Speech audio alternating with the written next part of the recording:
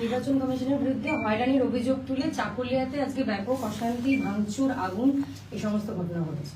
ভালো করছে, যা করছে সুন্দর করছে, কোনো সমস্যা নেই। আচ্ছা, গতকালে খুব ভালো করছেন, যা করছেন সুন্দর করছেন। তো এতে ইলেকশন কমিশন আমার ধারণা সাংবিধানিক বডি, বাবা সাহেব আম্বেদকর আর্টিকেল 324-এ এনাফ পাওয়ার দিয়ে গেছে।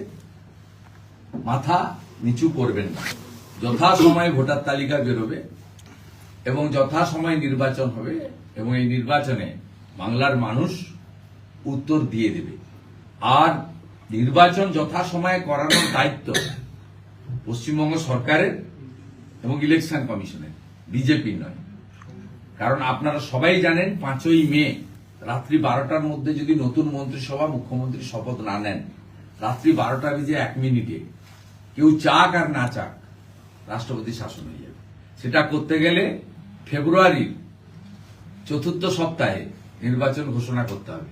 আর 4র্থ সপ্তাহে নির্বাচন ঘোষণা করতে গেলে অ্যাটলিস্ট ফেব্রুয়ারির 3য় সপ্তাহের মধ্যে চূড়ান্ত ভোটার তালিকা প্রকাশ করতে হবে।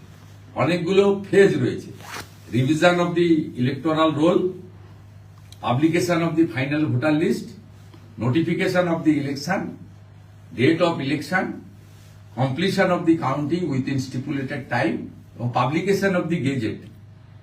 যারা নতুন নির্বাচিত এমএলএ হবে তার তালিকা গেজেট প্রকাশ করা পর্যন্ত দায়িত্ব ভারতের নির্বাচন কমিশন, ভারতের সংবিধান দিয়ে গেছে এবং এটা টাইম ফ্রেমের মধ্যে আছে।